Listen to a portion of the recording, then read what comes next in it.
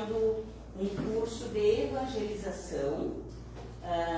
A Unime, né, que é a nossa central aqui do Litoral Norte, está proporcionando via online um curso de capacitação de evangelizadores. Então vão ser 4 aulas, já teve uma aula ontem, vai ter amanhã, quinta, e na próxima terça e na próxima quinta. Então são 4 aulas. Quem tiver interesse também me procure, que daí eu coloco ali no grupo para participar. Né, Mara? E aí eu sigo a Elvira, eu e a Mara, e teve mais alguém. Mas não abriu. Tá. Então, e é isso, ela pediu que ia fazer também. Então depois eu vou te explicar. Tá? Então quem quiser participar, pode participar, tá? Para conhecimentos e também para, né, futuramente, quem sabe, ajudar na casa da evangelização. Nós esperamos que o ano que vem a gente comece já a fazer, né? E divulgar que a gente tem capacitados e conseguir angariar os nossos evangelizados, crianças e adolescentes, para estudar com a gente. Tá? Muito obrigada. E questão do Natal Sem Fome também. A gente já conseguiu bastante coisa, todo mundo colaborou, muita gratidão por todos que colaboraram. A gente está conseguindo fazer uma cesta bem bonita, bem boa para as pessoas, para as famílias e para as crianças. Tá? Muito obrigada. Até quando? Quando quiser. Tá? Até o dia 20. 22 ele entrega. Até o dia 20. Isso, 22 ele entrega para as famílias diretamente no domingo. E dia 11 de dezembro seria o prazo mais ou menos limite, para eles conseguirem se organizar, que são bastante gente. Boa noite. Vamos iniciar as atividades da quarta-feira à noite, fazendo a nossa leitura.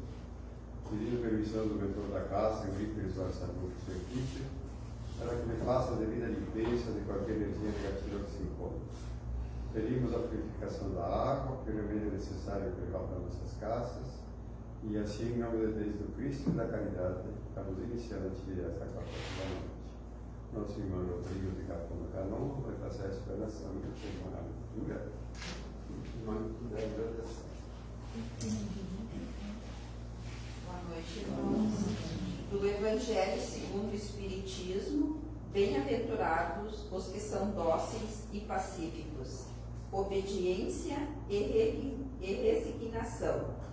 A doutrina de Jesus ensina sempre a obediência e a resignação, 2 virtudes companheiras da doçura, ambas muito ativas, embora os homens erradamente as confundam com a negação do sentimento e da vontade. A obediência é o consentimento da razão. A resignação é o consentimento do coração. Ambas são forças ativas, pois carregam o fardo de provas que a revolta insensata deixa cair por terra. O covarde não pode ser resignado, assim como o orgulhoso e o egoísta não podem ser obedientes. Jesus foi a encarnação dessas virtudes desprezadas pela antiguidade materialista. Ele veio no momento em que a sociedade romana perecia nas fraquezas da corrupção. Veio fazer brilhar, no seio da humanidade abatida, os triunfos do sacrifício e da renúncia carnal. Assim, cada época é marcada pelo cunho da virtude ou do vício, que deve salvá-la ou perdê-la. A virtude de vossa geração é a atividade intelectual. Seu vício é a indiferença moral. Eu digo somente atividade, pois o gênio eleva-se repentinamente e também, num repente, descobre os horizontes que a multidão não verá senão depois dele. A atividade, por sua vez, é a reunião dos esforços de todos para se atingir um fim, menos brilhante, mas que prova a elevação intelectual de uma época inteira.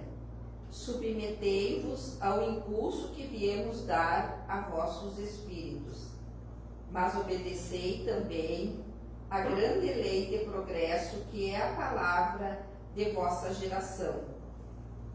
Infeliz do espírito preguiçoso, daquele que fecha seu entendimento.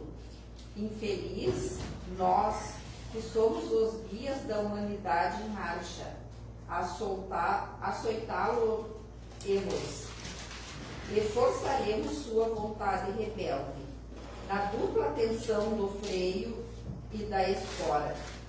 Toda resistência orgulhosa deverá ceder, cedo ou tarde, mas bem-aventurados os que são dóceis, pois darão ouvidos dóceis aos ensinamentos.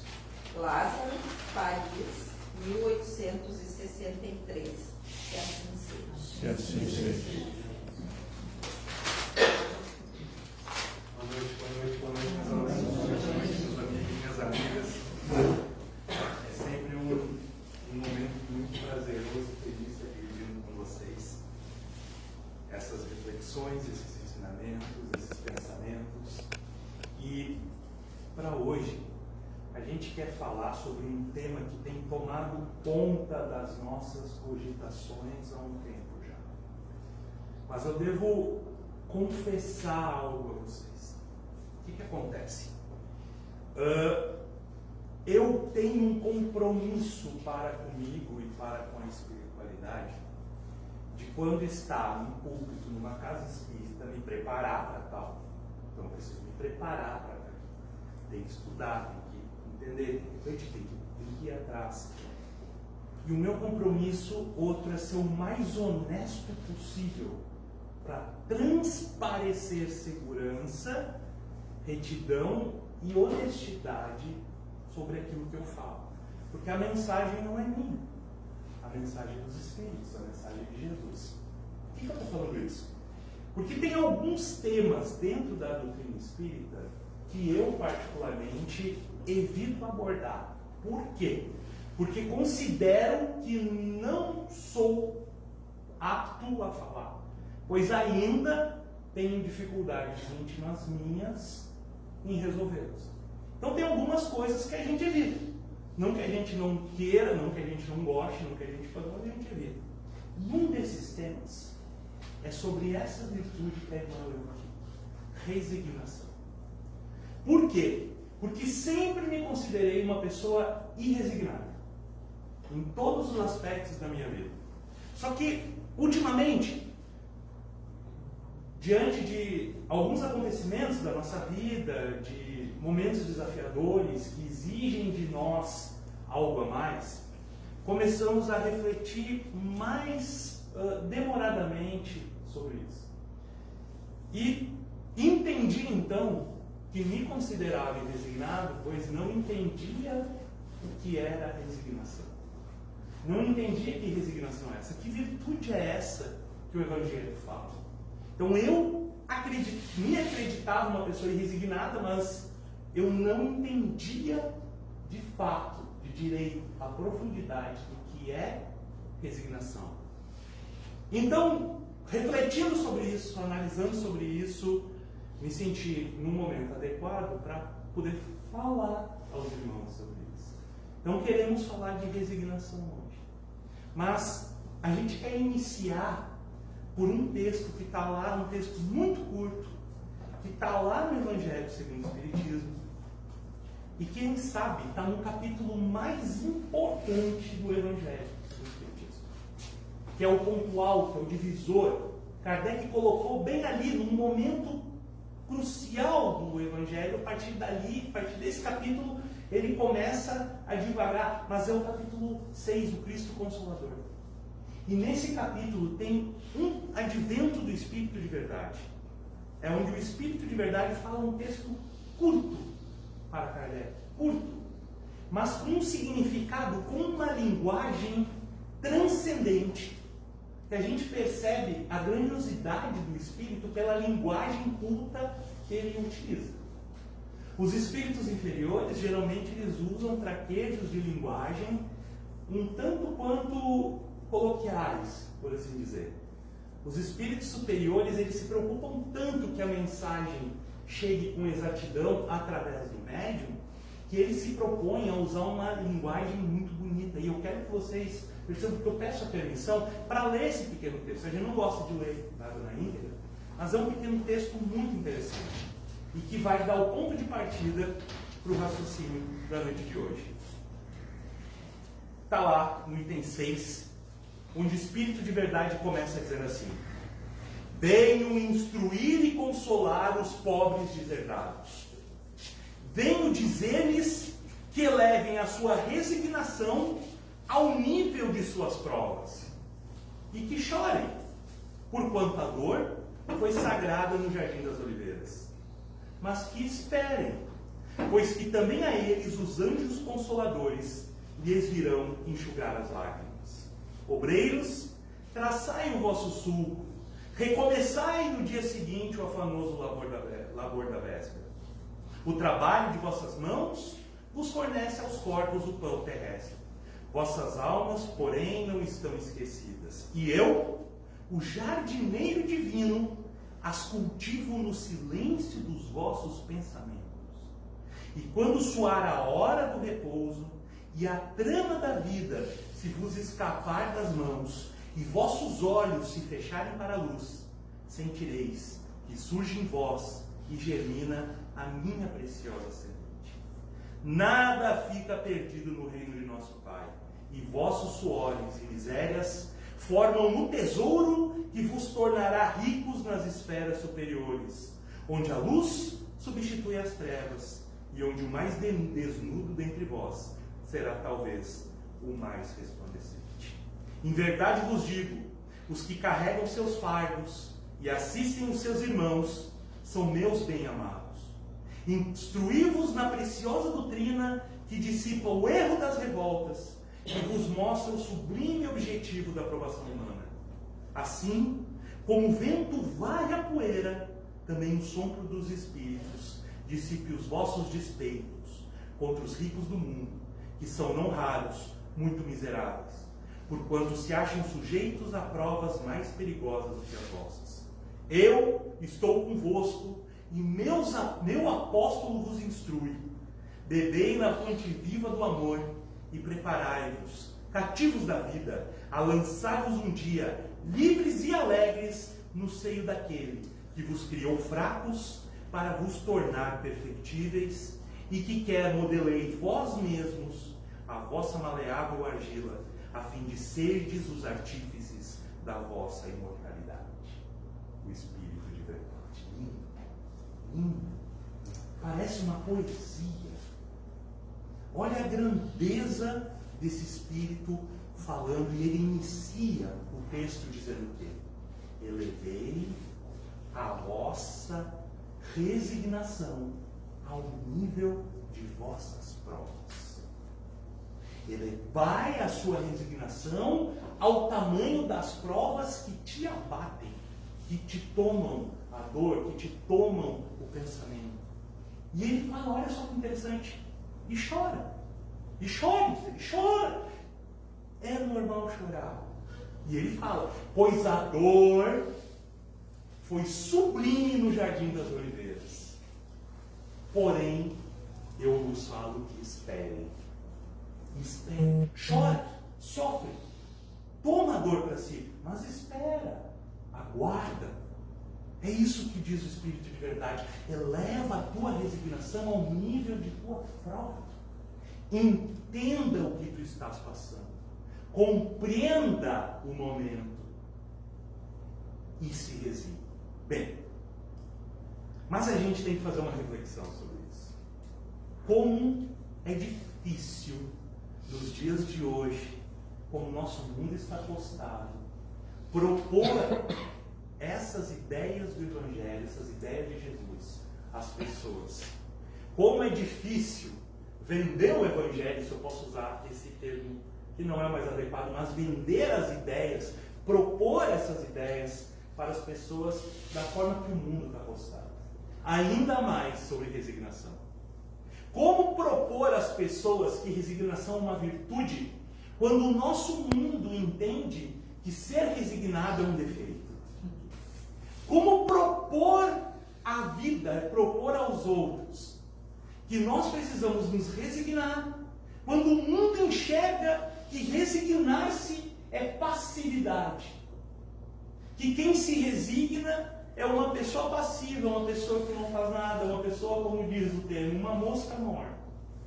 Como é difícil dizer para as pessoas: espera, sofre sim, mas agora, como é complicado que nós entendamos nos dias de hoje, como a vida está postada no nosso contexto de sociedade, essa ideia da resignação, entendê-la como uma virtude e não como um defeito.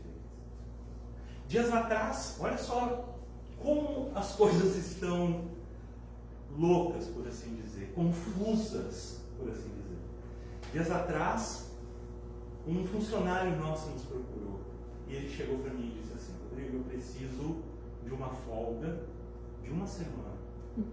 Eu, ok, né? Aconteceu alguma coisa?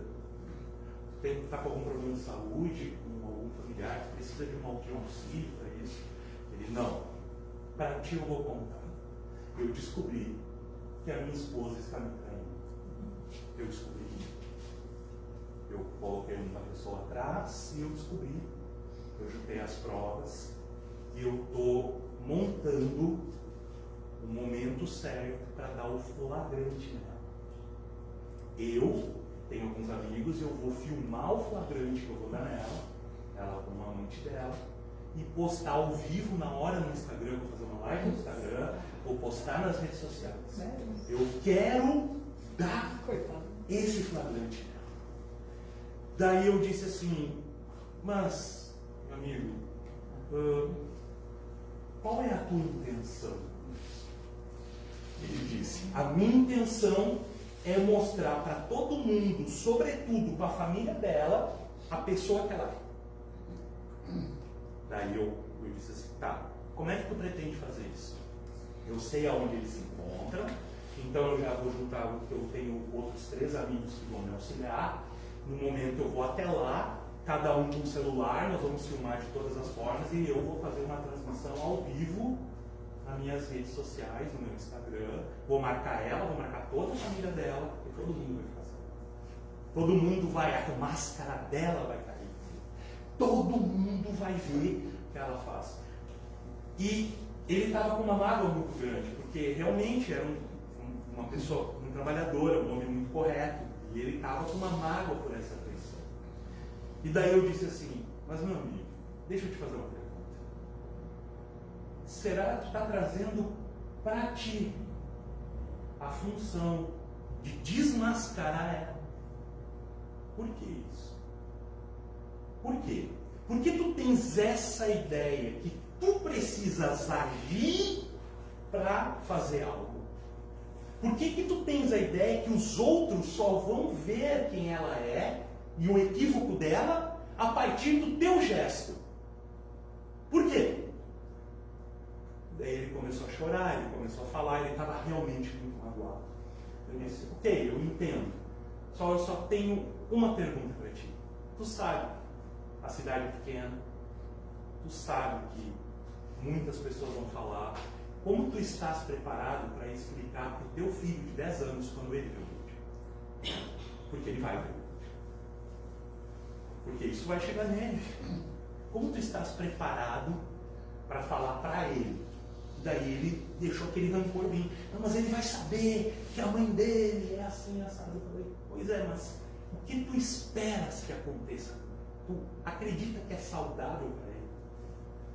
E outra, tu acredita que isso vai ser bom para ti? Tu estás hoje sofrendo a dor da rejeição. E a dor da rejeição é muito forte. Só que será que ao sofrer a dor da rejeição, tu precisa procurar algo para fazer em relação a isso? Será que essa dor da rejeição não vale mais a pena tu trabalhar ela dentro de ti? Ao invés de te expor a ela e expor o teu filho. Daí ele pensou, tal, passou alguns dias e ele disse assim.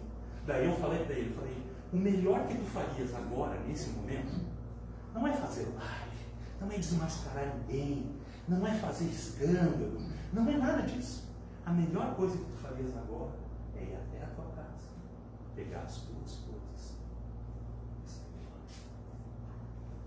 A melhor coisa que tu fazia, em silêncio, em serenidade, em harmonia, demonstrando a tua superioridade frente a ela, frente ao gesto dela.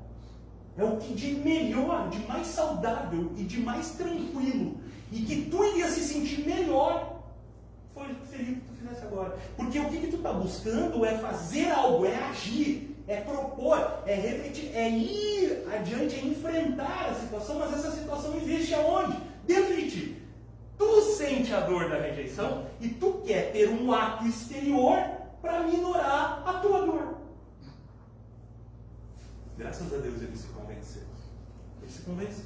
Passou alguns dias, ele falou, não, ok, não, tu tá certo, né?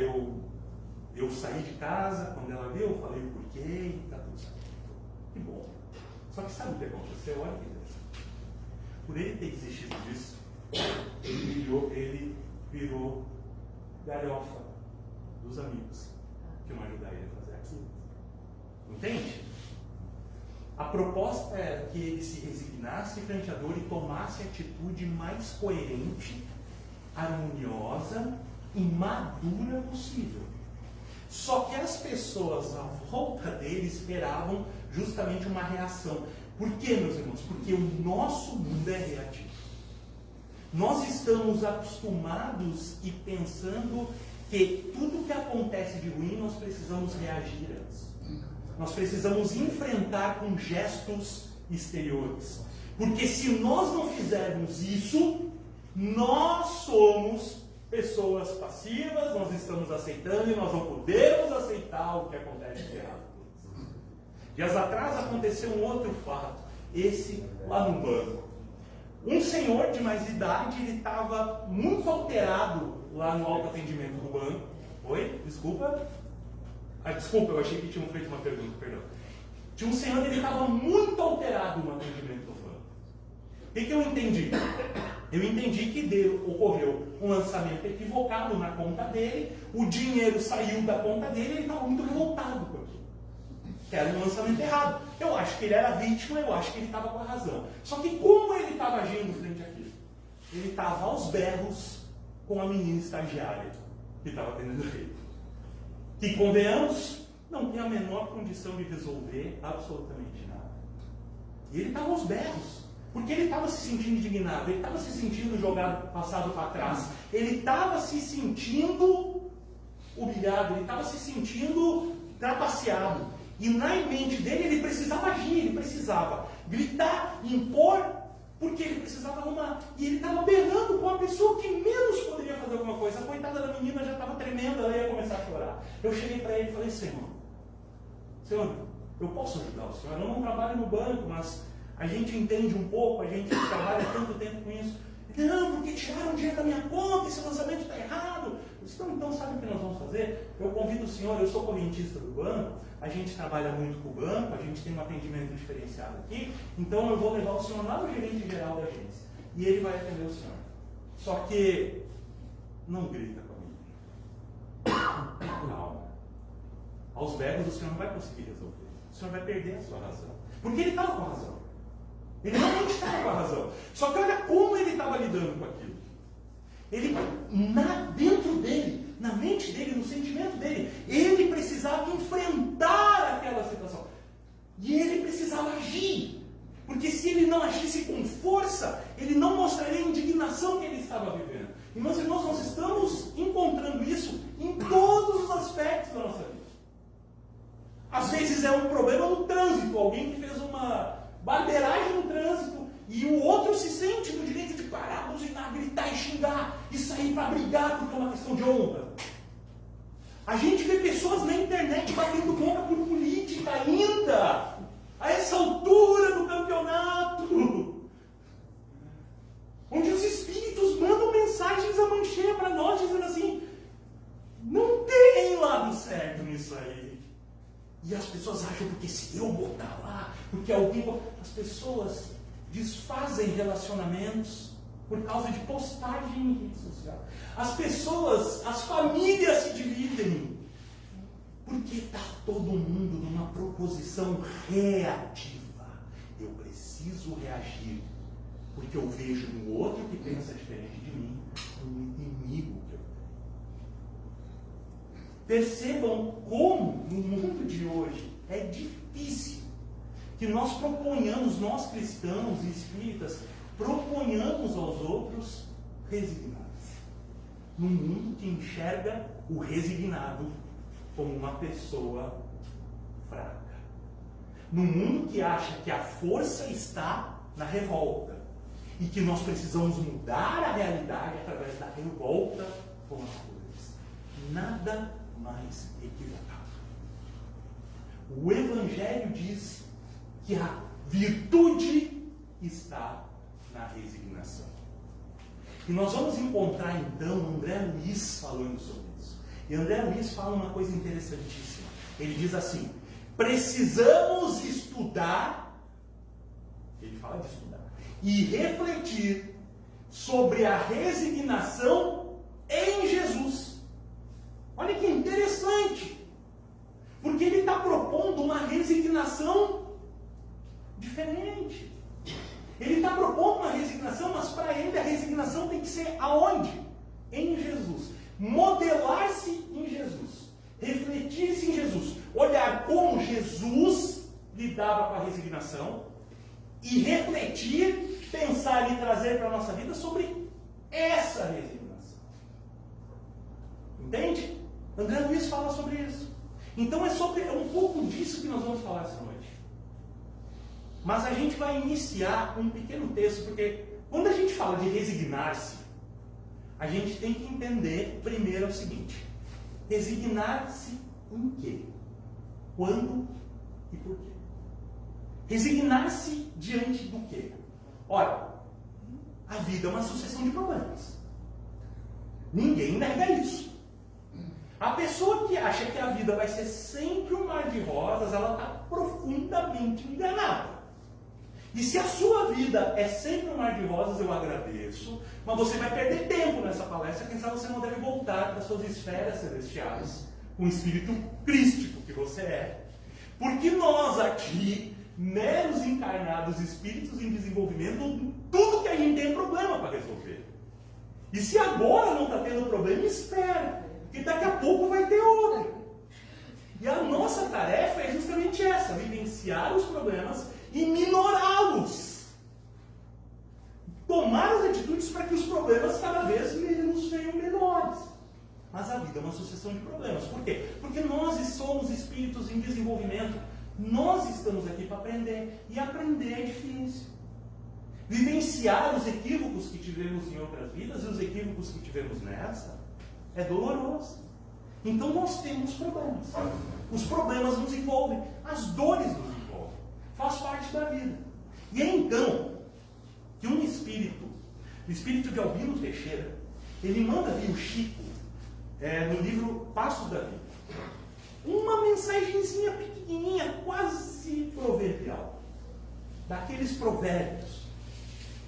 E a gente vai ver tudo o que ele fala, e a gente vai entendendo um pouco sobre essa questão de sofrimento, dor e a resignação, proposta por Jesus.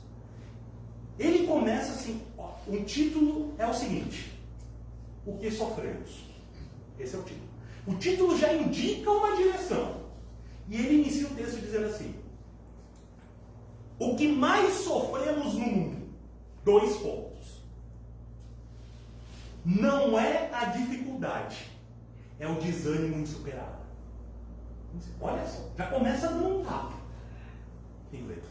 O que sofremos no mundo? E ele diz: não é a dificuldade que nós enfrentamos na vida que nos faz sofrer. É o desânimo que nós desenvolvemos em nós para enfrentar a dificuldade. Quantas vezes vem uma situação difícil, uma circunstância desafiadora na nossa vida, angustiante, que exige de nós atitude, mas a gente se desanima para enfrentar, porque a gente percebe que as coisas não vão sair como a gente queria. que ao se frustrar pela expectativa que não deu certo, nós nos deprimimos. E meus irmãos, os meus irmãos que reencarnaram antes da gente, que estão com os cabelos enevoados pelo tempo, vão entender o que eu estou dizendo. Como essa minha geração, a geração depois da minha, é emocionalmente frágil. Como nós estamos diante de pessoas emocionalmente frágeis. Pessoas que não conseguem lidar com a frustração das circunstâncias, não conseguem lidar com as frustrações da vida e parecem que vão se desintegrar emocionalmente. Alguns dias atrás, algumas semanas atrás, a minha avó paterna, ela desencarnou, ela voltou à pátria espiritual. E daí, sabe, um desencarne fantástico, ela já estava com quase 90 anos, a cabeça lúcida, fantástica, alegre, divertida, mas o corpo, né, já estava comigo. E ela sempre dizia assim: eu quero morrer em casa. Eu não quero morrer no hospital, eu não quero ficar, eu quero morrer em casa, no meu canto. Ela dizia: quando eu morrer, faça um velório, e tu, ela falava para mim, tu tem que falar antes do padre. Ela era católica, muito católica, mas ela queria que eu falasse antes do padre. A avó chegou em casa, não estava legal naquele dia, foi para o médico, voltou, pediu para a cuidadora fazer uma sopa para ela. A cuidadora levou a sopa na cama, ela tomou uma respiradinha e fechou o olho. Coisa linda. Em tranquilidade. Com a cabeça feliz. E a gente fomos fazer o velório e eu tinha que falar algumas palavras. Eu comecei a refletir: o que eu vou falar sobre a avó? É tanta coisa, é tanto ensinamento, né? Mas daí eu entendi a força dela ter se mantido no dever da vida dela, sempre, em todos os momentos, foi porque houve vida difícil que ela teve.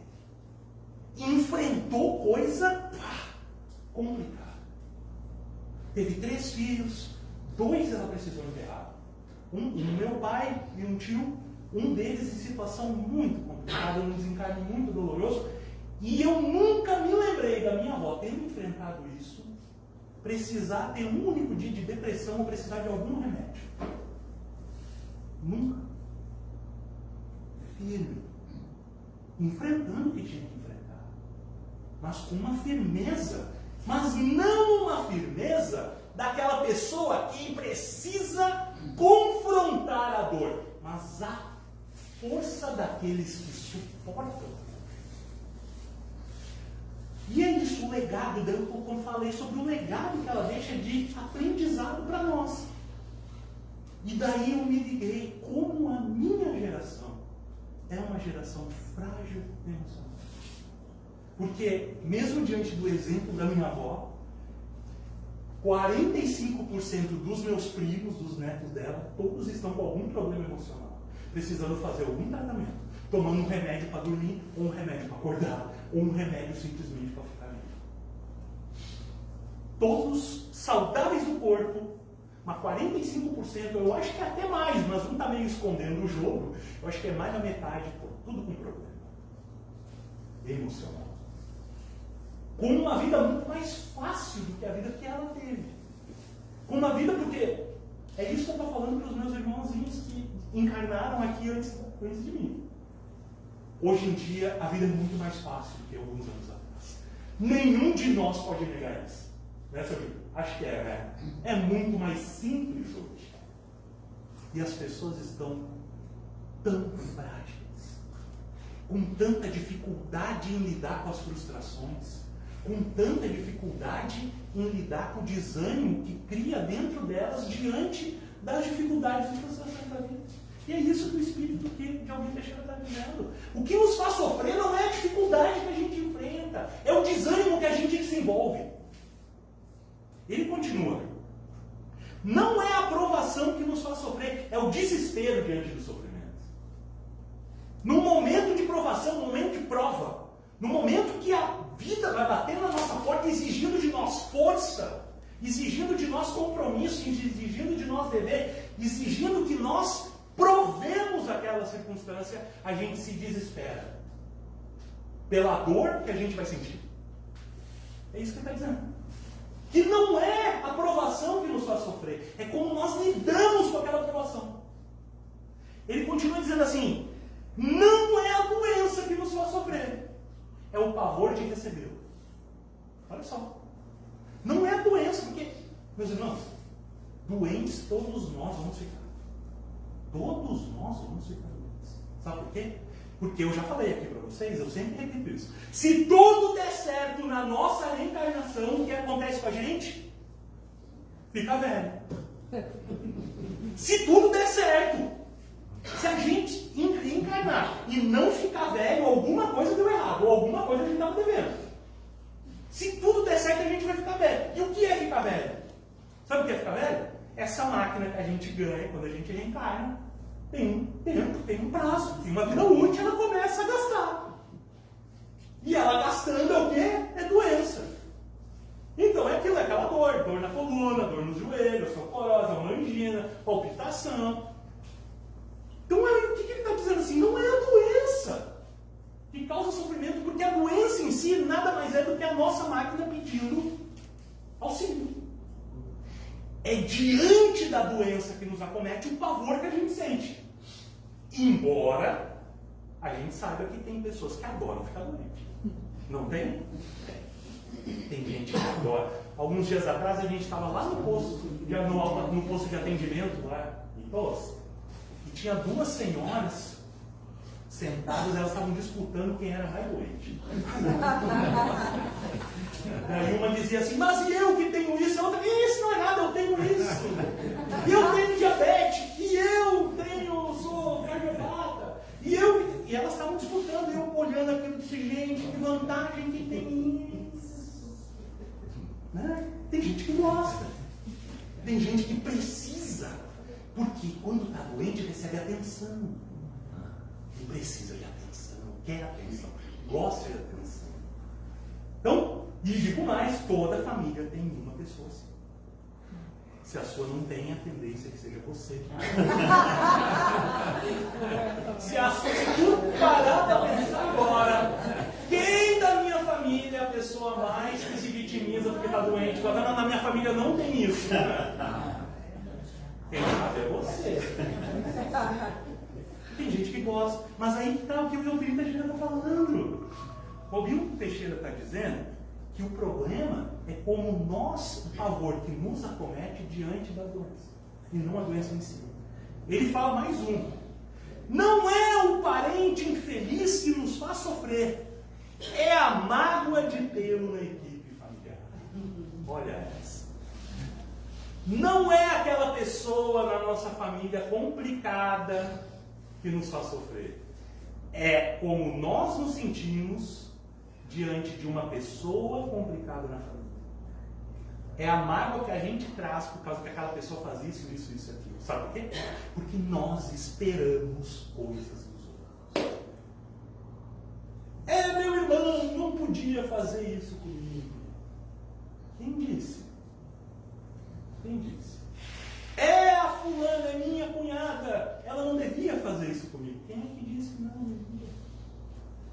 É a sua expectativa frente ao familiar que você tem, que cria em você a mágoa por ele ter feito o que ele ia fazer. Se você não espera nada da outra pessoa, não há nada que ela possa fazer para a gente. Você não vai se surpreender com nada. Então é isso. O que ele está dizendo? Que o sofrimento não é ter aquela pessoa difícil na família. É a reação que nós temos por ter aquela pessoa na família.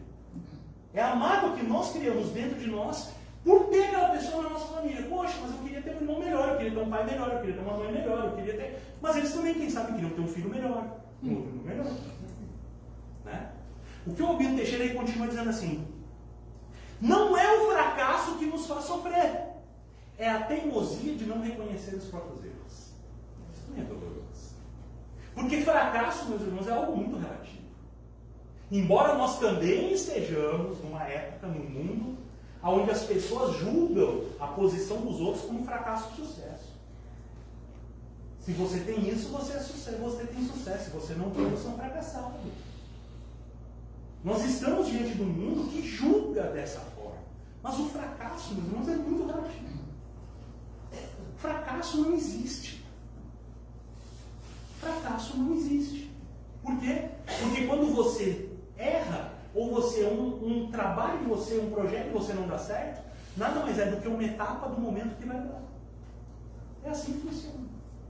Então ele diz, não é quando a gente se propõe a fazer algo e algo não dá certo, que a gente sofre.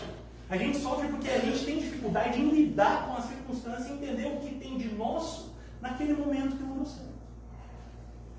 Dias atrás, uma amiga que passou por um processo de separação muito complicado, ela teve um casamento de 30 anos e se separou, e ela veio assim, poxa vida, é tão ruim ter fracassado no casamento. Eu falei, como assim? Tu não passou 30 anos, né? Então deu certo. Durante 30 anos. Para que parou de dar certo. Não deu mais certo. Mas você não pode se sentir fracassado. Porque durante aquele período, você vivenciou a experiência que você precisava naquele período. Então fracasso é relativo. Dias atrás eu vi um jogador de basquete lá dos Estados Unidos, ele falando, ele foi perguntado por um repórter, assim, porque eles não tinham conseguido se classificar lá para o playoff deles, que eles tinham fracassado. Ele disse, não existe fracasso nos esportes. Ele citou o Michael Jordan, o maior jogador de basquete de todos os tempos. Ele atuou durante tantos anos, 15 anos, ele venceu 6 vezes. Quer dizer que ele foi um fracassado nos outros 9? E o repórter ficou quieto.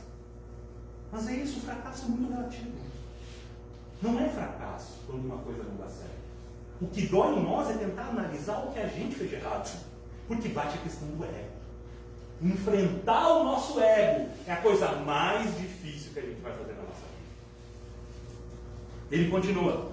Não é ingratidão, é a incapacidade de amar sem egoísmo. Olha só que interessante. Não é a ingratidão que nos faz sofrer. O que nos faz sofrer é que a gente sempre espera algo em troca.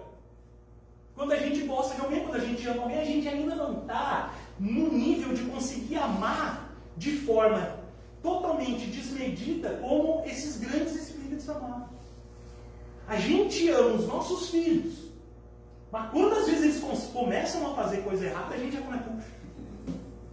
Né? Não é assim. Mas a gente não entende que os nossos filhos é a vida deles. O que a gente podia fazer, a gente fez. O que estava no nosso alcance fazer. A partir de agora, ele vai fazer. Se ele for errar, se ele for acertar. O mérito, o mérito é dele. Que a gente espera coisa dos outros. No relacionamento é assim.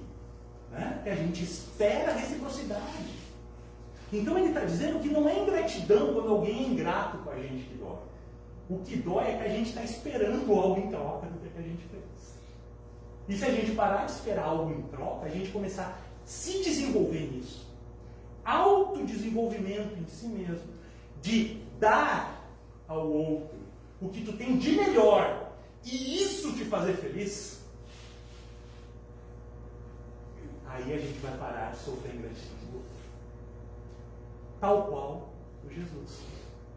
E tal qual esses grandes espíritos como o Eurípides, como o Chico Xavier, se refletiram em Jesus. Enfrentaram grandes momentos de ingratidão na sua vida, mas não sofriam por isso. Continuando.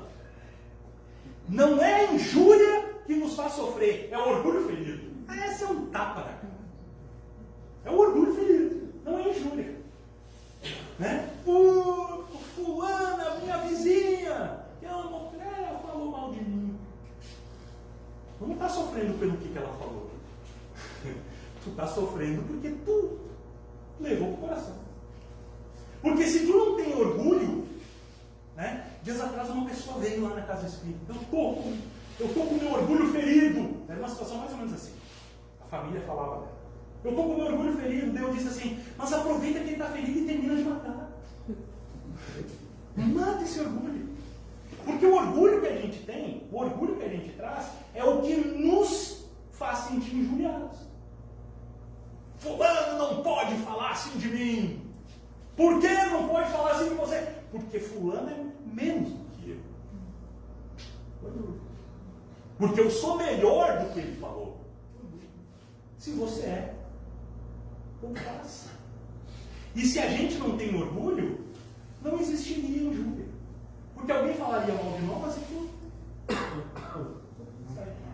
Leva a vida adiante.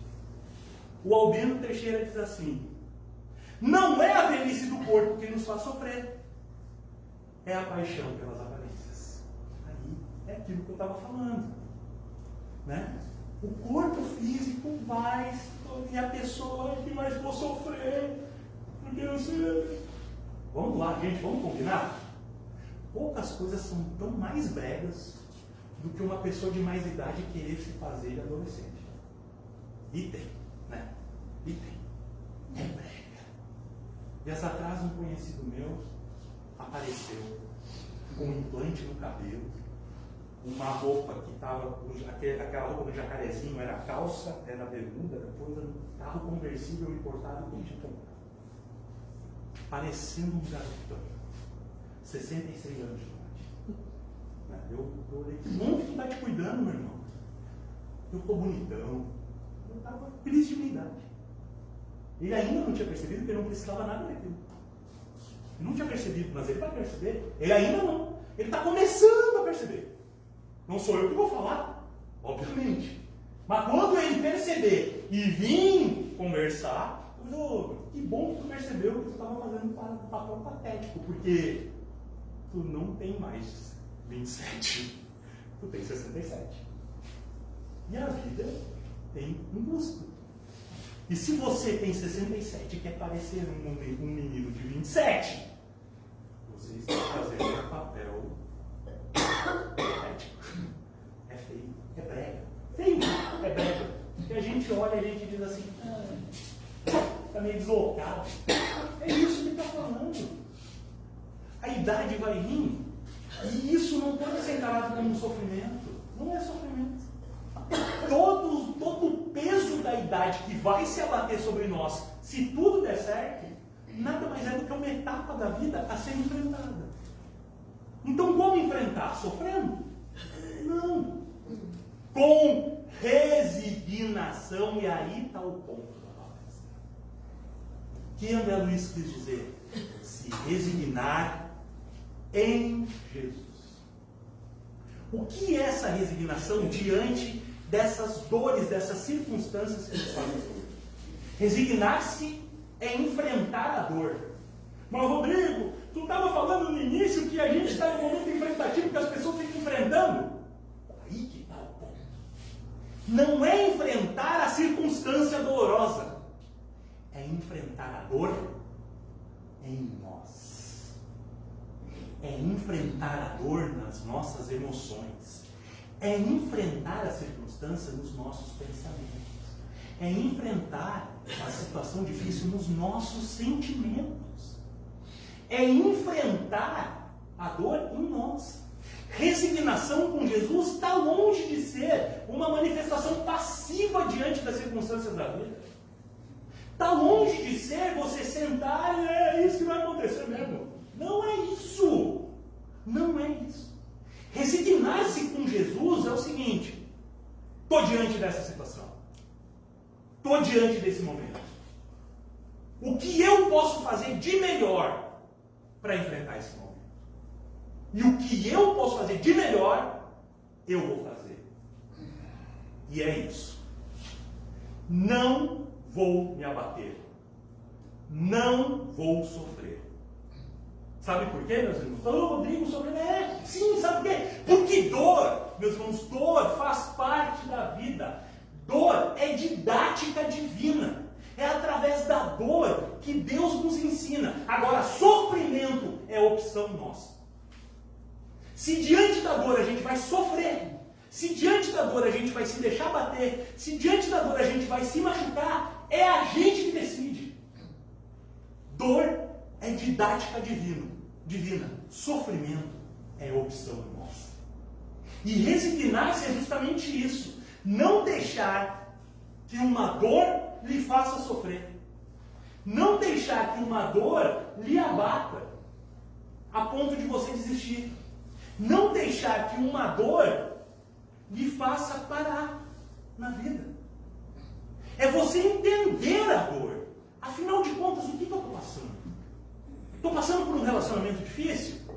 Estou passando por um filho que não está indo como a gente acha que deveria, está tomando caminho errado? Estou passando uma dor que é uma crise financeira? Uma crise de saúde? Um problema no trabalho? Que dor é essa que eu estou passando? É essa, beleza. Por que eu estou passando ela? Tem algo de mim nela? Tem algo que eu deveria fazer e não fiz nessa crise? Tem alguma atitude que eu tomei e não deveria ter tomado? Vamos refletir sobre ela. E vou me debruçar sobre essa dor. E debruçando-se sobre essa dor, dizer, eu vou fazer o meu melhor. O meu melhor. Eu vou jogar amor para onde eu tenho que jogar amor, eu vou me esforçar mais, eu vou trabalhar mais, eu vou falar mais ou vou falar menos. Mas vou fazer o meu melhor. E vou esperar que venha o que tem que vir. Por quê? Porque o melhor sempre vem. Pegar os problemas, agir sobre eles e entregar na mão de Jesus é a melhor coisa que a gente pode fazer. Sempre. Porque o melhor sempre vem. Novidade nunca é aquilo que a gente quer. Nunca é. Mas é sempre exatamente o que a gente precisa. E entender isso é resignar-se.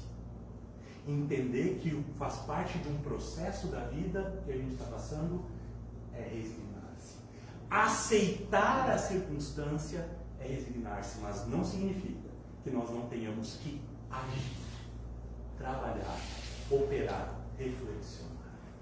Isso, meus irmãos, é resignação com Jesus. Eu poderia ficar falando mais 2 horas sobre isso, mas eu vou poupar os seus ouvidos.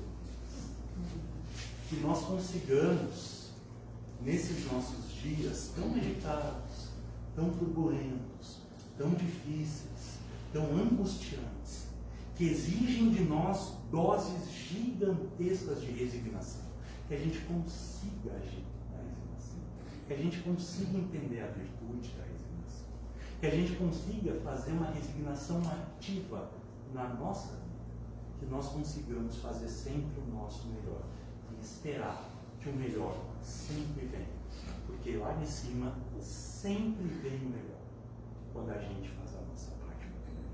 Tenhamos uma semana abençoada. Assim seja.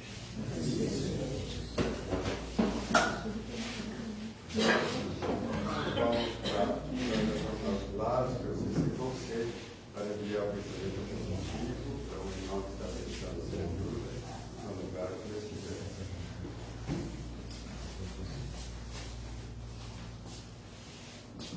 Neste momento, estamos todos reflexivos e a espiritualidade toda a nosso favor. Queremos agradecer, Jesus, e pedir que Tu intercedas junto a Deus por todos nós, que essa equipe amorável de Eurípides Barçanufo esteja presente em nossa vida, que todos aqueles que sofremos e que sofrem possam encontrar a resignação, como foi dito no estudo dessa noite, e seguir em frente a sua jornada com muita fé. Obrigada, Senhor, por essa doutrina que nos consola e nos esclarece. Queremos, neste momento, orar pelos nossos irmãos que já estão na verdadeira vida, aqueles que nós colocamos o nome nas caixinhas, os nossos familiares, que eles tenham a certeza que um dia estaremos todos juntos, como for necessário para o nosso crescimento. Obrigada, Senhor. Queremos orar pelos nossos lares. Que a nossa casa seja magnetizada por esses fluidos de harmonia, de paz e de saúde. Que cada um de nós, cada um dos nossos familiares que lá vivem, recebam um abraço fraterno os seus anjos da guarda, em forma de bem-estar e saúde. E nós, Jesus, que aqui estamos, que possamos ir para os nossos lares com o firme propósito de nos melhorarmos e com a certeza de que jamais estamos em desamparo, que os bons espíritos e essa equipe de Eurípides de Barçanufo possam estar sempre junto conosco. E todos aqueles que se aproximam de nós, encarnados ou desencarnados, possam sentir, Jesus, a tua presença amiga. Muito obrigada e que assim seja.